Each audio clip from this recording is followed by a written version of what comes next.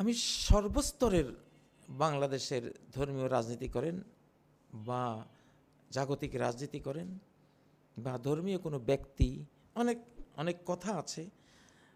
হয়তো যেমন আমি একটা এই শতাব্দীর একটা বৈশিষ্ট্য বোঝাবার জন্য দুই একটা এক্সাম্পল দিয়েছি। এক্সাম্পলের উদ্দেশ্য হলো একটা জিনিস ক্লিয়ার করা। আব্রাহাম লিঙ্কনের গণতন্ত্র 2024 পরবর্তী বাংলাদেশে পৃথিবীতে থাকবে না।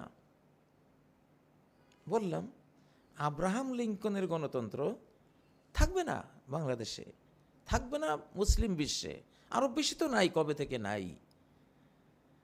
তো এখন কি আসবে? এখন আসবে খিলাফাতুন আলা মিনহাজিন নবুয়া, নবুয়ত স্টাইলের শাসন পদ্ধতি। মিনহাজ মানে এটা রাজপথ, নবুয়ত মানে তো নবীগণ, নবীগণের এটা নবীজির হাদিস, মুস্তাদে আহমদের এবং নাসিরুদ্দিন আলবানীর সহিহ হাদিস সিরিজের হাদিস, খেলাফা আলা মিনহাজিন নবুয়া। পৃথিবীতে নবুয়ত স্টাইলের খেলাফত শুরু হবে, অলরেডি এটা শুরু হয়েছে, শিশু খেলাফার জন্ম হয়ে গেছে। তো সেটা আসে কিভাবে? সেটা কোনো নির্বাচন করে আসে না, সেটা আল্লাহ তাআলা মনোনয়ন করেন, মনোনীত করেন। যেমন হযরত ইমাম মাহদিকে আল্লাহ মনোনীত করবেন, সেটা আমরা ভোট দিয়ে তাকে মাহদি বানাতে পারবো না। উনি আল্লাহর মনোনীত হয়ে তিনি ইমাম মাহদি হবেন। আচ্ছা, হযরত ঈসা আলাইহিস সালাম আসবেন, প্রায় 45 বছর বিশ্ব শাসন করবেন। ওনাকে কে ভোট দেবে? কেউ দেবে না, দেওয়ার কোনো প্রয়োজন নেই। উনি সরাসরি ফেরেশতার কাঁধে ভর করে সিরিয়ার যে সাদা মিনারাওয়ালা মসজিদ সেখানে নামবেন। ইমাম মাহদি বলবেন আপনি সালাত পড়ান। উনি বলেন না, এটা তোমরা এই উম্মতের বৈশিষ্ট্য হলো তোমরা একে অপরের ইমাম হও, আপনি ইমামত করেন। তিনি ইমামত করবেন, পরে ইমাম মাহদির পক্ষ থেকে তাকে খেলাফত বুঝিয়ে দেওয়া হবে, তিনি খলিফা। বাস, মনোনয়ন। আমি বলেছিলাম এইটা যে এখন আল্লাহ তাআলা ইন্না খায়রা মান ইস্তাহজারাল কওয়িয়ুল আমিন, সূরা আল কাসাসের এই যে আয়াতটি, গতকালকে এটা বলেছিলাম, আপনাদের মনে থাকার কথা, যে যোগ্য, যে আমানতদার, দেশ তার হাতে তুলে দিলে দেশ বিক্রি করবে না, দেশের অর্থনীতি তার হাতে তুলে দিলে সে অর্থ আত্মসাৎ করবে না, দেশের কোনো দায়িত্ব দিলে সে আমানত রক্ষা করবে, তাকে বলা হয় আল আমিন, বিশ্বস্ত। দেশের স্বাধীনতা বিকাবে না, দেশের সম্পদ আত্মসাৎ করবে না, দেশের মানুষের যে ন্যায্য অধিকার এটা সে নষ্ট করবে না, তাকে বলা হয় আল আমিন। আর আল কবি হলো যোগ্য। এখন থেকে সামনে অন্তত 2090 বা আগামী পুরো এক শতাব্দী, যতদিন মুসলিম উম্মাহ থাকবে, সিস্টেম হবে কে যোগ্য কে বিশ্বস্ত তাকে চুজ করা হবে, তোমাকে এই দায়িত্ব দেওয়া হলো। এটা যিনি সামরিক যোগ্য, সামরিকভাবে বিশ্বস্ত, দেশ বিক্রি করবেন না, নিজের জীবন সব কিছু বিলিয়ে দিয়ে দেশ রক্ষা করবেন, তিনি হলেন সামরিক খাতের যোগ্য, সামরিক খাতের বিশ্বস্ত। আচ্ছা, যিনি অর্থনীতির ক্ষেত্রে বুঝেন ভালো অর্থনীতি, আবার তিনি আমানতদার, এক পয়সাও তিনি নষ্ট করবেন না, তিনি অর্থনীতির আল কওয়িয়ুল আমিন, যোগ্য বিশ্বস্ত, তাকে চুজ করবেন আল্লাহ তাআলা, মানুষকে দিয়ে চুজ করাবেন, তাকে ওই দায়িত্বে বসিয়ে দেওয়া হবে। যিনি শিক্ষা খাতের যোগ্য বিশ্বস্ত, তাকে শিক্ষা খাতে বসিয়ে দেওয়া হবে। আমি এই কথাটা বুঝাবার জন্য বলেছিলাম যে এখন আপনারা ভোট দেবেন, আর ভোটে চরিত্র নাই, তার কোনো আমানতদারি নেই, তার কোনো যোগ্যতা নাই, সে একটা দলীয় ব্যানার ব্যবহার করে সে ক্ষমতা আসবে, এই সিস্টেমটা নাই হয়ে গেছে। ইনশাল্লাহ এই যে কথাগুলো বলছি প্রত্যেকটা কথা সামনে প্রমাণিত পাবেন আপনারা। আমি বলার কারণে এটা হবে না, আল্লাহ এটা করবেন কোরআন থেকে, সুন্নাহ থেকে বুঝতে পাচ্ছি, সে বুঝটা আপনাদেরকে বলছি। আমি বললাম এইটা যে আল্লাহ তাআলা নবীগণকে চুজ করেছেন, শেষ জমানার খলিফাদেরকেও চুজ করবেন। নবীরাও নির্বাচনে আসেননি, আল্লাহও নির্বাচনে আসেন না, কোনো ওলিও ওলি নির্বাচিত হন না, এগুলো আল্লাহর এখতিয়ার, আল্লাহ মনোনীত করেন। সুম্মা ওরাসনাল কিতাব আল্লাযীনা ইসতাফাইনা মিন ইবাদিনা, সূরা ফাতিরের মধ্যে আল্লাহ বলছেন আমার বান্দাদের মধ্যে আমি কোরআন তাদেরকে দিয়েছি কোরআনে হাফেজ বানিয়েছি, কোরআনের আমলকারী বানিয়েছি, ইস্তফাই না, যাদেরকে আমি মনোনীত করি।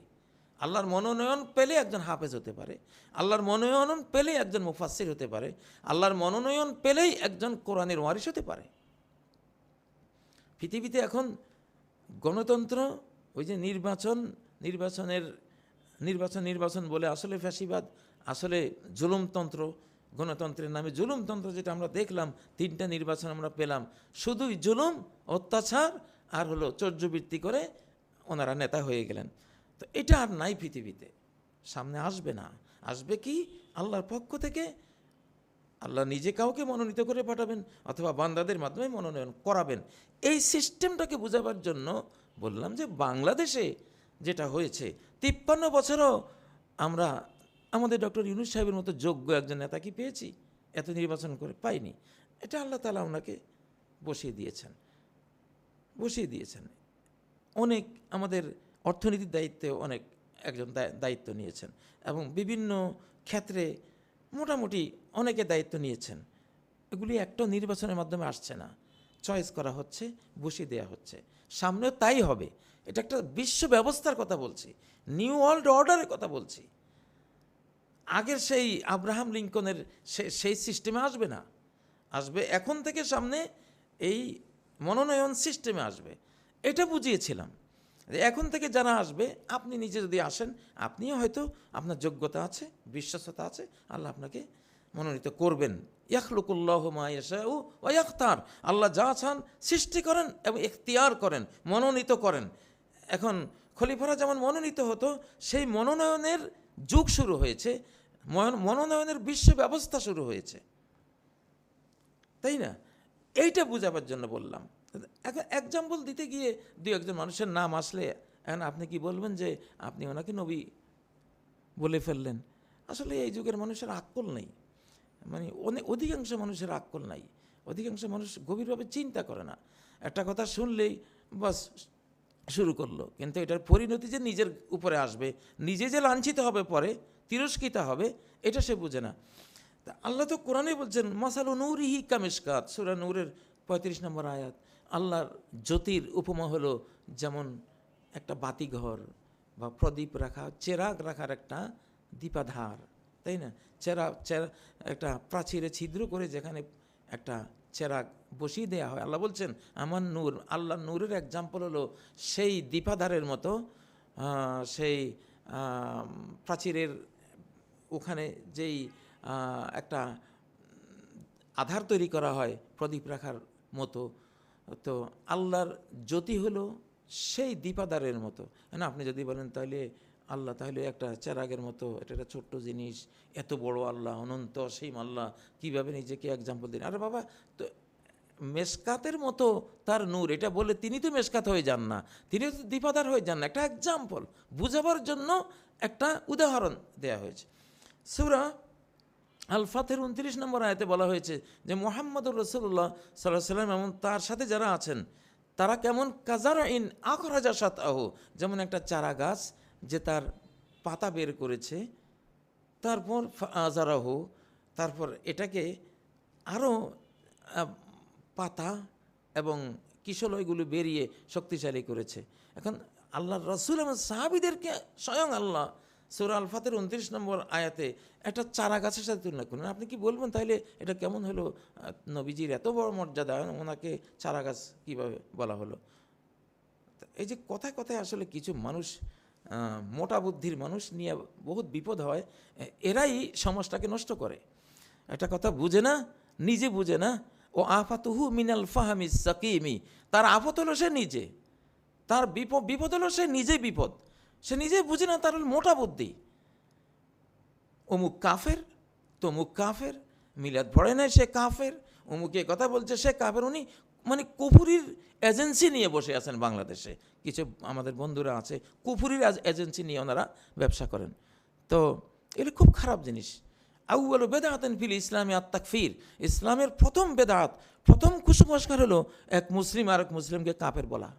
সেই বেদাতটা বাংলাদেশে আমাদের কিছু বন্ধুরা খুব চর্চা করেন, খুব দুঃখ লাগে। অথচ আফাতুহু মিনাল ফাহামিস সাকিমি, তার রুগ্ন বুঝটাই তার বিপদ, সে নিজে বুঝে না। তো যাই হোক, এখন কথা হলো বাংলাদেশকে এই যে কাদা ছড়াছড়ির পরিবেশ, পিছন থেকে বুদ্ধি দিচ্ছে কেউ, ইবলিস আর ইবলিসের জিন সহযোগীরা আর মানুষ সহযোগীরা বুদ্ধি দিয়ে লাগিয়ে দিচ্ছে কাদা ছড়াছড়ি। তো আশা করি এগুলো করবেন না আপনারা। 3টা পরিচয়ে বাংলাদেশটাকে রক্ষা করেন। আপনি মুসলিম অথবা আপনি হিন্দু বা বৌদ্ধ, যে কোনো একটা পরিচয় আপনি নেন, আর আপনি বাংলাদেশি, আপনি বাংলাভাষী, বাস।